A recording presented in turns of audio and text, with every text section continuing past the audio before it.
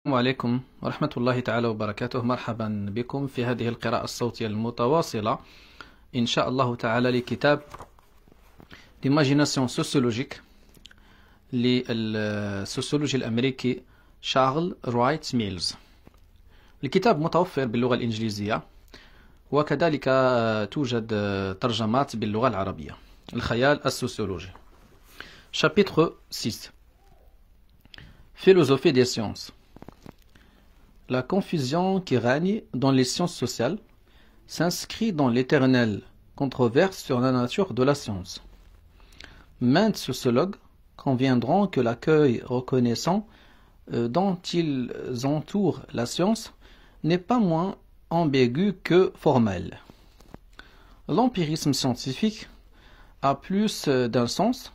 Il n'y a pas d'interprétation académique, nos variateurs, les unes et les autres. De toute façon, il y a ici un mot, en fait, écrit peut-être en latin, donc j'arrive pas à le prononcer bien, donc ce n'est pas grave. Les unes et les autres sont employés sans la moindre rigueur. Les professionnels tirent à U et à dia, et l'intelligence du métier peut s'incarner dans de multiples modèles de recherche. C'est un peu pour cela que les modèles épistémologiques proposés par les philosophes des sciences de la nature connaissent une de ces grandes faveurs. Reconnaissant l'existence de plusieurs styles de travail en sociologie, un chercheur enthousiaste déclare qu'il faut absolument les réconcilier. De toute façon, ici, je dois chercher un mot, parce que je ne sais pas comment ça se prononce le mot. Est-ce qu'avec ch ou bien c'est que. Alors, je vais chercher le mot pour continuer, pour ne pas faire une faute. Alors, voilà. Donc là, on va chercher un mot. Comme je fais comme ça à chaque fois. Quand il y a un mot donc, que je ne connais pas, je dois le chercher. Donc, voilà. Alors, celui-là se prononce un cœur. Un cœur. Donc, ça, voilà, c'est ça. Ça s'écrit CH, H, mais ça se prononce un cœur. Un cœur, voilà. Al-Jouqa. Un cœur. Ça se prononce un cœur. Mais ça s'écrit avec CH. Donc, un cœur enthousiaste déclare qu'il faut absolument les réconcilier. Il arrive que ce généreux programme soit convaincant. On nous dit qu'il faut s'employer, au cours de prochaines décennies, à marier les grandes problématiques et l'appareil théorique du XIXe siècle, notamment ceux des Allemands, avec les grandes techniques de recherche du XXe siècle, notamment celles des Américains. On laisse entendre qu'à la faveur de cette grande dialectique, les sociologues feront des pas de géant dans la formulation des conceptions et dans la rigueur méthodologique. Philosophiquement, ce n'est pas un gros problème que de les réconcilier. Mais la question à soulever est celle-ci. À supposer qu'on arrive à les réconcilier sous forme d'un grand modèle de recherche, à quoi servira-t-il dans la pratique sociologique à quoi servira-t-il dans la pratique sociologique? Permettra-t-il de mener à bien les grandes tâches qu'elle se propose? Oui, je crois que cette opération philosophique présente de l'intérêt pour les chercheurs. On y gagnera une meilleure prise de conscience de nos concepts et de nos méthodes. Elle nous aidera à les rendre plus clairs. Le modèle nous prête un langage pour les formuler. Mais son emploi reste général. Aucun chercheur ne doit s'aviser de le suivre au pied de la lettre. Et surtout, il faut demander à ce modèle de débrider notre imagination, de nous inspirer des procédures de travail, et non de limiter le champ de notre problématique. Limiter d'avance, au nom des sciences de la nature, les problèmes que nous allons aborder me semble une réaction de pusillanimité. Bien entendu que des chercheurs semi-spécialisés souhaitent s'enfermer dans de tels problèmes, c'est une preuve de sagesse, mais en d'autres circonstances, ces restrictions ne riment strictement à rien. L'analyse classique s'est toujours gardée des méthodes trop rigides. Elle a cherché à faire fructifier et à exploiter dans son travail l'imagination sociologique.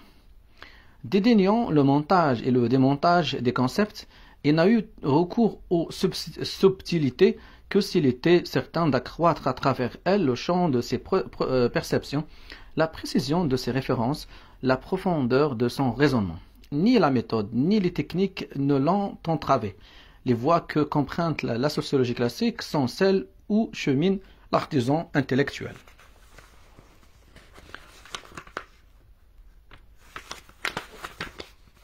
Les problèmes de méthode et de théorie sont agités avec fruit à l'occasion des réflexions marginales formulées en chemin, soit au cours du travail, soit au moment de l'entreprendre.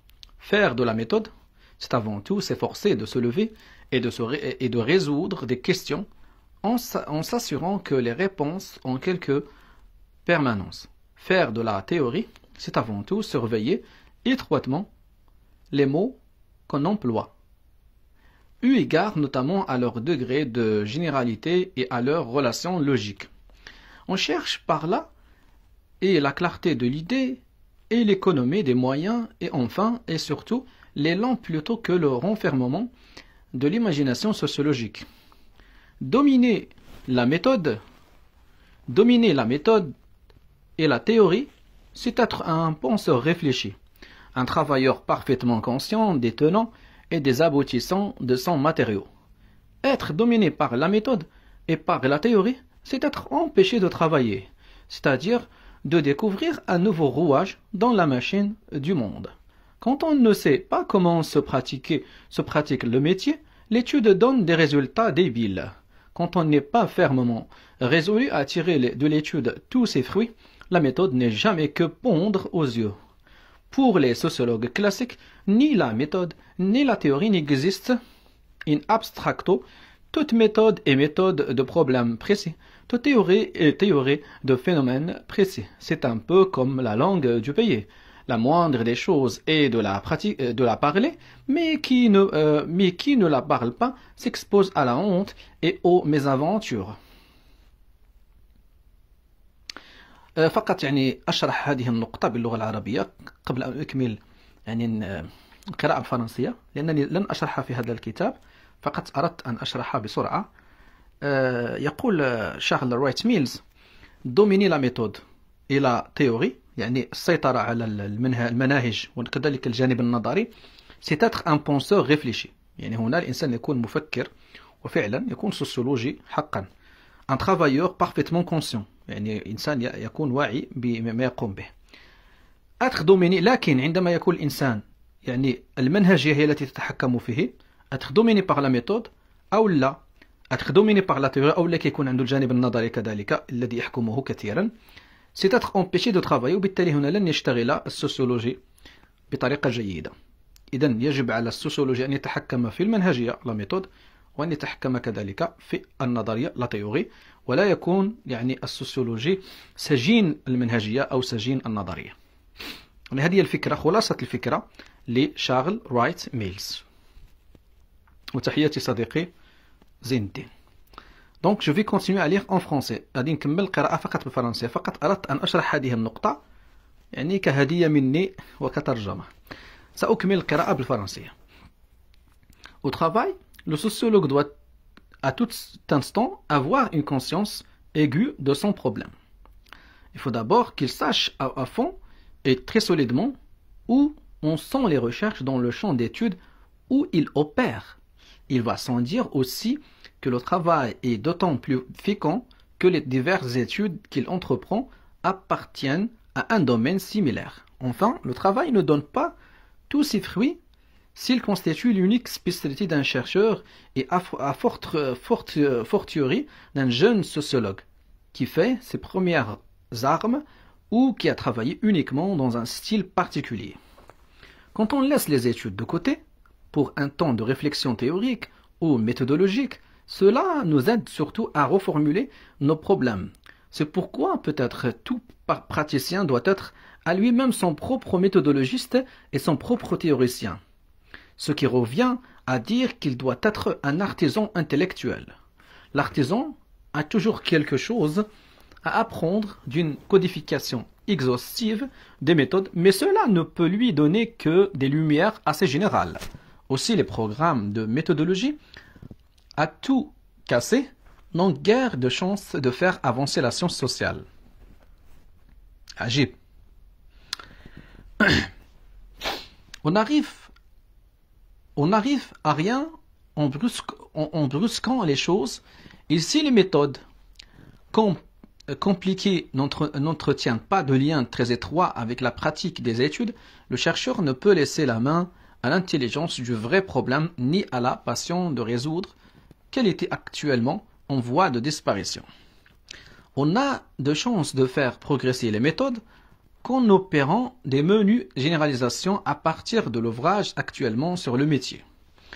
Aussi convient-il d'entretenir, tout au niveau de la pratique individuelle qu'au niveau de l'économie de notre discipline, un état d'osmose extrêmement intime entre les méthodes et l'ouvrage en cours.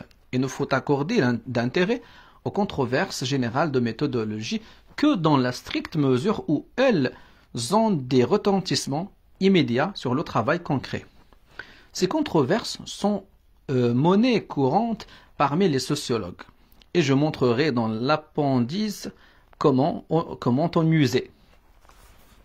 Les énoncés de méthode et les discussions auxquelles ils donnent lieu, les distinguo de la théorie, et si sous-distinguo, en dépit de leur côté excitant et parfois de leur attrait, ne sont les uns et les autres que de belles promesses.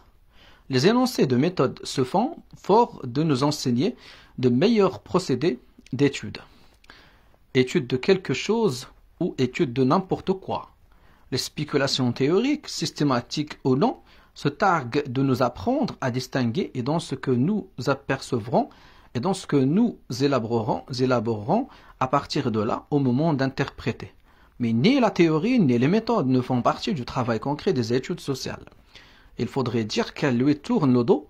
Ce sont l'une comme l'autre des démissions de politique devant les problèmes de la sociologie. Généralement, elles s'appuient sur un grand modèle de recherche avec lequel on cloue le bec au voisin. Il y a peu de choses à en tirer. Il y a peu de choses à en tirer? Qu'importe, puisqu'on peut toujours l'exploiter sur le mode cérémonial. Le modèle s'inspire fréquemment d'une philosophie des sciences de la nature et presque toujours d'une glose philosophique sur le physique, passablement surannée. Ce petit jeu et d'autres du même goût ne mènent pas tant à des travaux complémentaires qu'à cette espèce d'agnosticisme scientifique dont ce n'est pas Marx, mais dont Max Horkheimer, c'est lui qui a fondé l'école critique de Francfort. Max Horkheimer. Donc Max Horkheimer il a écrit la phobie des conclusions hâtives et des généralisations fumeuses ne va jamais, à moins d'être dûment circonscrite, sans opposer une manière de tabou à la formulation de toute pensée. Si la moindre idée doit être mise en quarantaine, en attendant d'être abondamment prouvée, les voies fondamentales ne sont à jamais interdites et il faudrait ne jamais s'élever au-dessus du symptôme. Là, c'était un passage de Max, une citation de Max Horkheimer. Alors, tiré de Tensions that cause wars, présenté par Adley, Cantrill, Urbana, Illinois. Donc l'ouvrage, tiré d'un ouvrage intitulé Tensions that cause wars. Les jeunes sont des proies faciles. On l'a souvent remarqué, mais n'est-il pas étonnant de voir les vétérans de la sociologie se laisser ébranler par les prétentions de la philosophie des sciences? Je citerai une conversation imaginaire entre un économiste suisse et un économiste anglais. Donc là, Charles Wright Mills, il va citer une conversation imaginaire. Il va imaginer une conversation entre un économiste suisse et un économiste anglais. Je citerai une conversation imaginaire entre un économiste suisse et un économiste anglais qui illustre parfaitement la place que la perspective classique asseigne à la méthode, par la sagesse et l'enseignement qu'on peut y puiser. On est loin des proclamations fracassantes de certains sociologues américains.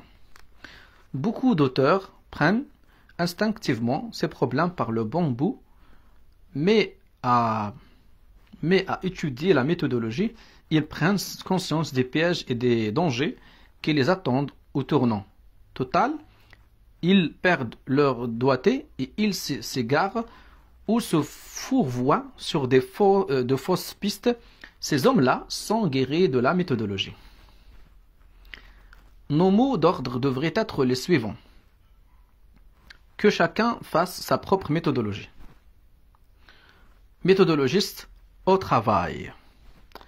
Sans prendre ces mots d'ordre au pied de la lettre, en tant que sociologue praticien, il faut nous défendre. Et compte tenu de l'ardeur insolite et bien peu intellectuelle que manifestent certains collègues, on voudra bien nous passer nos propres excès de langage. L'empirisme au jour le jour du bon sens est tout plein d'hypothèses et des stéréotypes sur telle ou telle société, car c'est le bon sens qui décide de ce qu'on voit et de l'explication à donner. Si vous essayez d'échapper à cet état de choses par le canal de l'empirisme abstrait, vous aboutirez au niveau microscopique ou infrahistorique et vous vous efforcerez d'amonceler lentement les détails abstraits sur lesquels vous travaillez.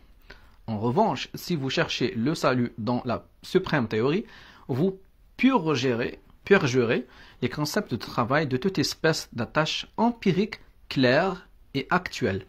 Et si vous n'y prenez pas garde dans l'univers ultra-historique que vous bâtissez pierre à pierre, vous êtes voué à la solitude absolue. Un concept est une idée à contenu empirique. Si l'idée est trop grande pour son contenu, vous menacez de tomber dans le piège de la suprême théorie. Si le contenu phagocyte l'idée, vous glissez vers les abîmes de l'empirisme abstrait. Il s'agit ici de ce qu'on appelle volontiers de la nécessité des indices, et c'est l'une des grandes difficultés techniques auxquelles se heurte aujourd'hui le travail sociologique. Toutes les écoles le savent.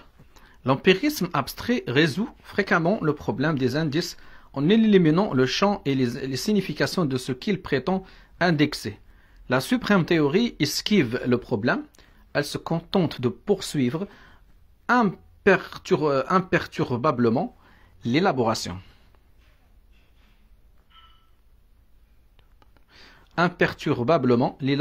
Des concepts à l'aide d'autres concepts d'égale pureté.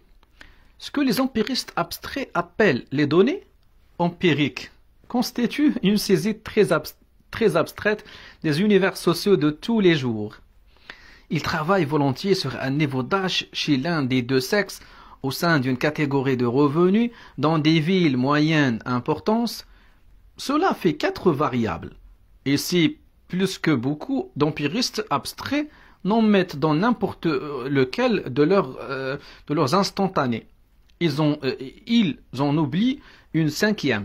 Les sujets étudiés vivent aux États-Unis. Mais en tant que donnée, elle ne fait pas partie des variables microscopiques précises, abstraites, qui constituent l'univers empirique. De l'empirisme abstrait.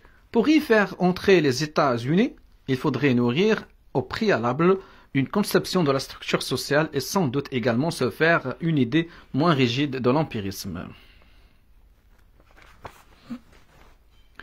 L'activité classique, appelée quelquefois dans ce contexte macroscopique, se situe à mi-chemin entre l'empirisme abstrait et la suprême théorie. Elle opère, elle aussi, une abstraction à partir du matériel observé dans les milieux de tous les jours, mais son abstraction aboutit aux structures sociales et aux structures historiques. C'est au niveau du réel de l'histoire que les problèmes classiques ont été formulés et résolus, c'est-à-dire en fonction de structures historiques et de structures sociales précises. Cette activité n'est pas moins empirique que celle de l'empirisme abstrait.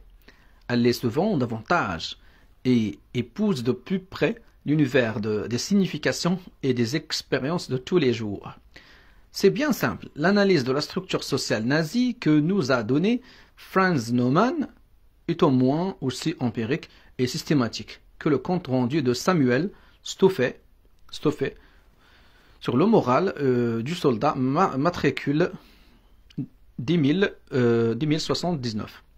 L'analyse du mandarin chinois par Max Weber, l'étude d'Eugène Stellé sur les pays sous-développés, celle de Barrington Moore sur la Russie soviétique ne sont pas moins empiriques que les sondages d'opinion de Paul Lazarsfeld dans le comté d'Erie ou la petite ville d'Elmira.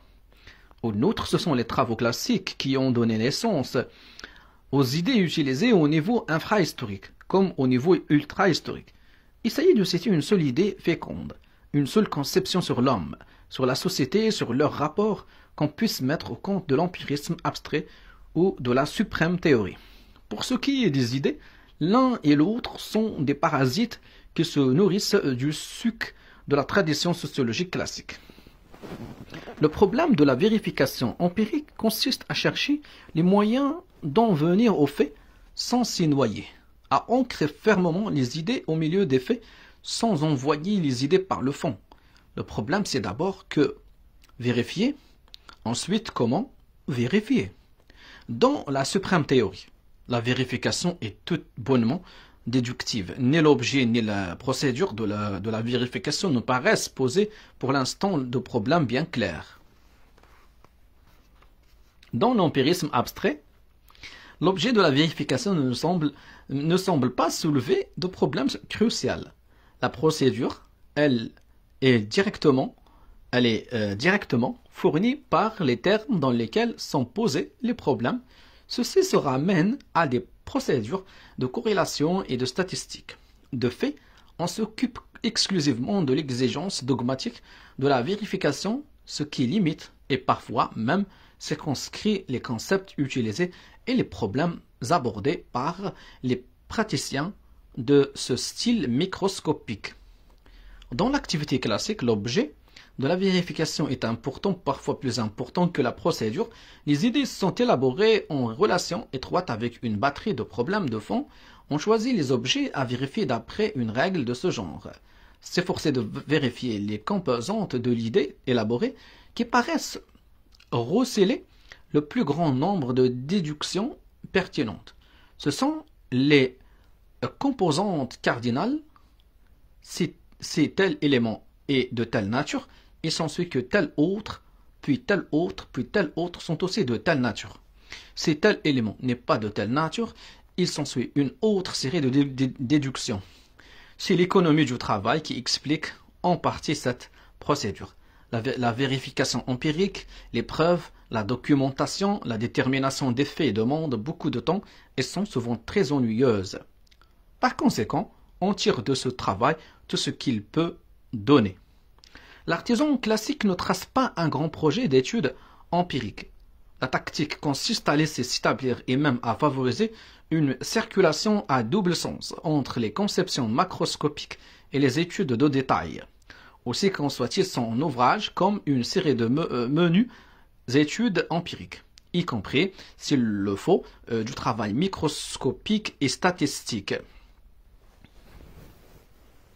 dont chacune apparaît cardinale pour telle ou telle facette de la solution recherchée.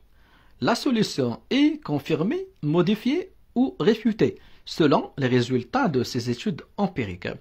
Aux yeux du praticien classique, le mode de vérification des propositions, des affirmations et des faits hypothétiques n'offre pas tant de difficultés que le prétendent les travailleurs du microscopique. Il vérifie une affirmation en donnant un compte-rendu détaillé de tout le matériel empirique ayant quelque rapport avec elle. Et je le répète, si nous avons pris soin de choisir et de manipuler ainsi nos conceptions en tenant compte de nos problèmes, il nous est souvent loisible de conduire notre étude de détail sous la forme abstraite et précise d'une enquête statistique. Quant aux autres problèmes et aux autres conceptions, notre vérification est identique à celle de l'historien. C'est le problème des preuves. Certes, on n'est jamais sûr de rien, on fait souvent de la devinette, mais les devinettes n'ont pas toutes autant de chances d'être vraies. La science sociale classique peut se prévaloir, entre autres, d'avoir fait en sorte que les grandes devinettes tombent justes. La vérification consiste à convaincre la raison, la nôtre, et aussi celle des autres. Mais pour cela, il faut respecter les règles du jeu, et en particulier consentir à présenter son travail de telle manière qu'il puisse à chaque moment être contrôlé par les autres. Il y a 100 façons de procéder, mais il faut toujours apporter le soin scrupuleux du détail, l'habitude de la limpidité, le scepticisme à l'égard des faits rapportés, l'insatiable curiosité devant leur sens possible et devant les retentissements qu'ils peuvent provoquer sur les autres faits, les autres notions. Il faut de l'ordre et du système. En somme, il faut pratiquer, sans faiblesse ni répit, la morale intellectuelle. Si elle fait défaut, il ne sert de rien d'avoir la technique, ni d'avoir la méthode. Tout travail, tout choix d'études et de méthodes en sociologie suppose une théorie du progrès scientifique. Tout progrès scientifique est cumulatif. Il n'est pas l'œuvre d'un homme, mais d'une quantité de gens qui révisent, qui critiquent, qui ajoutent, qui élaguent. Pour faire date, il faut associer son travail à ce qui a été fait et ce qui se fait. Il le faut pour dialoguer, il le faut pour l'objectivité. Il faut annoncer ce qu'on a obtenu, de telle sorte que les autres vérifient.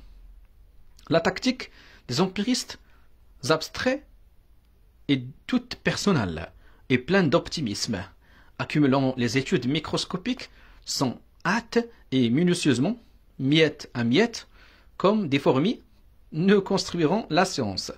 La tactique des suprêmes théoriciens paraît, elle, celle-ci. Un jour, quelque part, nous viendrons au contact du datum empirique. Ce jour-là, nous serons enfin prêts pour le manipuler systématiquement. Alors, nous saurons ce que c'est que se mettre logiquement une théorie systématique au contrôle scientifique de la vérification empirique. Ceux qui s'inscrivent dans la ligne classique ne se laissent pas bercer dans l'idée que l'accumulation des études microscopiques donnera forcément une sociologie adulte. Ils n'entendent pas que ces travaux suivront d'autres fins que celles du moment. Ils refusent la théorie du mécano ou des ouvrières à la tapisserie. Ils ne croient pas qu'un Newton ou un Darwin viendront un jour rassembler les morceaux. Ils ne croient pas davantage que l'œuvre de Newton ou de Darwin a consisté à assembler des faits microscopiques de l'ordre de ceux qui entassent la microsociologie d'aujourd'hui. Le praticien classique refuse en outre de penser, à l'instar des suprêmes théoriciens, qu'en temps voulu l'élaboration et la distinction judicieuse des concepts répondront systématiquement au datum expérientiel. Rien ne laisse supposer que ces constructions spéculatives seront jamais autre chose que ce qu'elles sont. La sociologie classique ni ne se construit sur le microscopique, ni ne se déduit du conceptuel. Les praticiens s'efforcent dans le même moment de construire et de déduire d'une seule et même démarche. Et ils y parviennent au prix d'une juste formulation, d'une juste reformulation des problèmes et des solutions.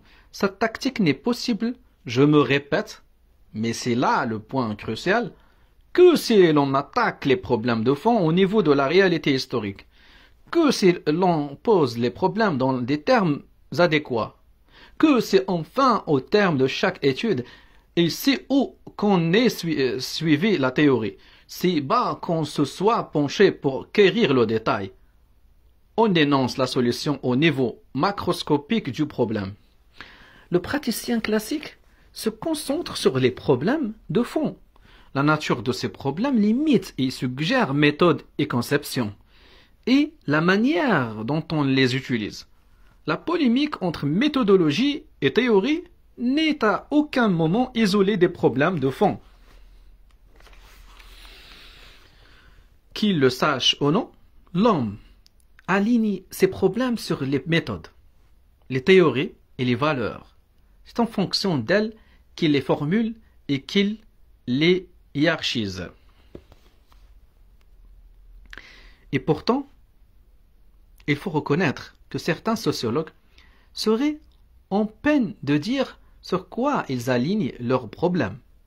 Ils n'ont pas besoin de règles pour la bonne raison qu'ils ne déterminent pas eux-mêmes les problèmes sur lesquels ils travaillent.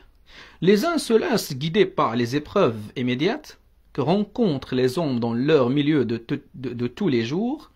Les autres suivent les directives officielles ou officieuses des groupes d'autorité ou des groupes d'intérêt. Là-dessus, nos collègues soviétiques et européens savent à quoi s'en tenir, contrairement à nous, qui n'avons presque jamais vécu sous l'emprise d'un dirigisme culturel et intellectuel. Ce qui ne veut pas dire que l'Occident, et a fortiori l'Amérique, ignore cet état de choses. L'orientation politique et surtout l'orientation commerciale des problèmes soumis aux sociologues peuvent résulter de leur concours volontaire, parfois empressé. Chez les vieux sociologues de l'empiricité libérale, on ne décollait pas assez des épreuves, les valeurs en fonction desquelles on n'a jamais établi les conditions structurelles qui eussent permis de les actualiser. On ne les a jamais abordées de front. Les travaux s'enlisaient dans les faits crus.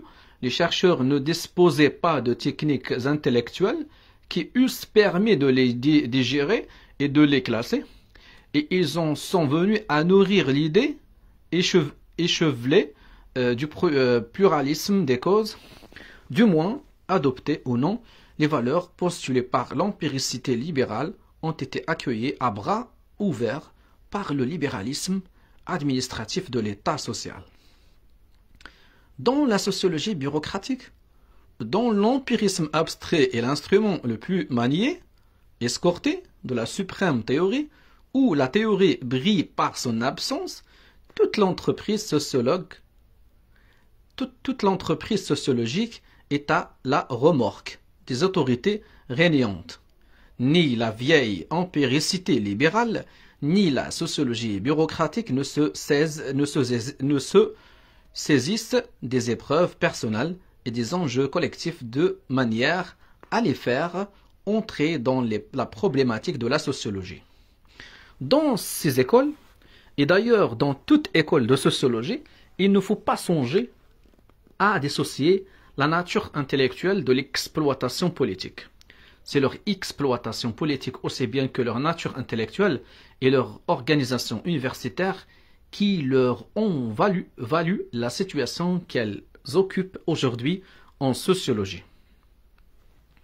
Dans la tradition classique, on s'efforce de formuler les problèmes de telle sorte que leur énoncé enveloppe une batterie de milieux spécifiques et les épreuves personnelles qui traversent divers individus.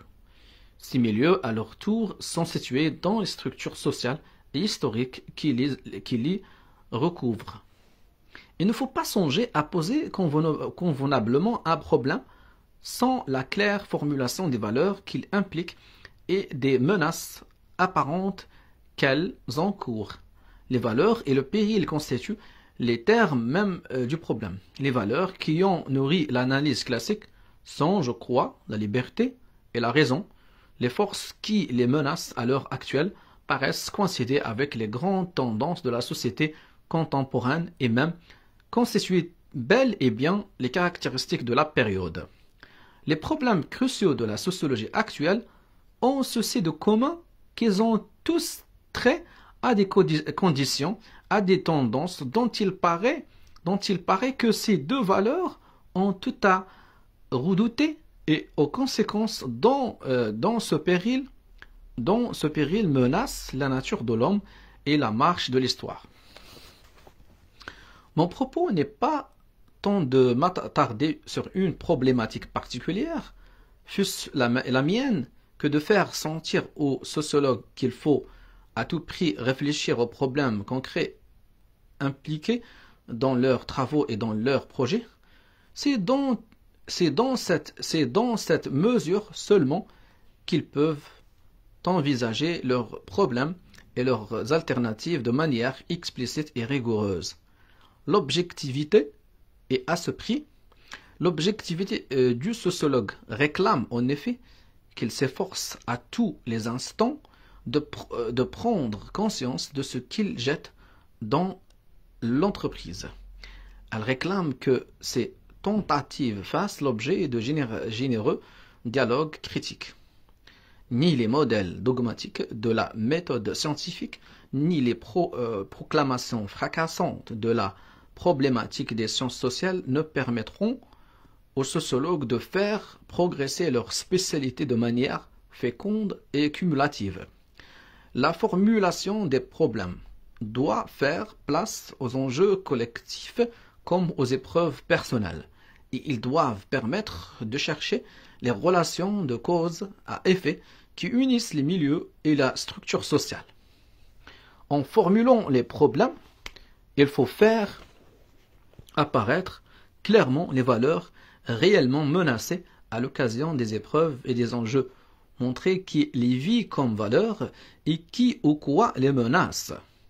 Tout se complique du fait que les valeurs effectivement menacées ne sont pas toujours celles qu'individus et collectivités croient en danger, ou du moins ce ne sont pas les seuls. Il faut donc poser les questions suivantes. Quelles sont les valeurs que les agents croient en danger? Par qui ou par quoi estiment-ils qu'elles sont menacées? S'ils venaient à savoir quelles sont les valeurs réellement menacées, en serait-il troublé? Il faut absolument faire entrer dans nos formulations ces valeurs, ces sentiments, ces craintes et ces raisonnements, car ce sont ces croyances et ces prévisions-là, tissées d'erreurs et d'imprécisions, qui forment le vif des épreuves et des enjeux. De surcroît, dans la mesure où le problème comporte une réponse, celle-ci se vérifie en partie à l'explication qu'elle fournit aux épreuves et aux enjeux vécus. Le problème fondamental, ainsi que sa réponse, réclament qu'on s'intéresse à la fois au malaise qui émane des profondeurs de la biographie et à l'indifférence qui émane de la structure même d'une société historique. En choisissant et en formulant les problèmes, il faut d'abord traduire l'indifférence en jeu et le malaise en épreuve. Ensuite, il faut accueillir épreuve et enjeu dans l'énoncé de notre problème.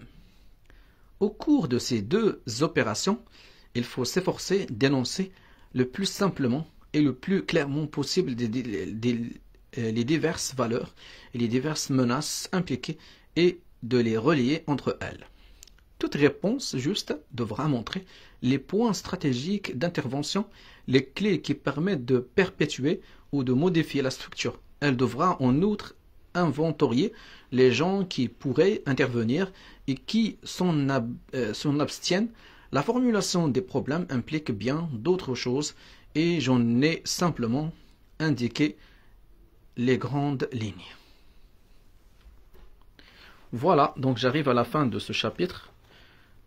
Chapitre qui est intitulé Philosophie des sciences, voilà. Chapitre suivant, intitulé L'humaine diversité. On va le lire dans la prochaine séance, Inch'Allah. Donc il nous reste ici, combien de chapitres? Donc il nous reste, je pense, alors, voilà, il reste encore chapitre 7, chapitre 8 aussi, 9 et 10. Et enfin, il y a un dernier chapitre sur le métier d'intellectuel. le métier d'intellectuel. Voilà, le métier d'intellectuel, le dernier chapitre. Assalamu alaikum.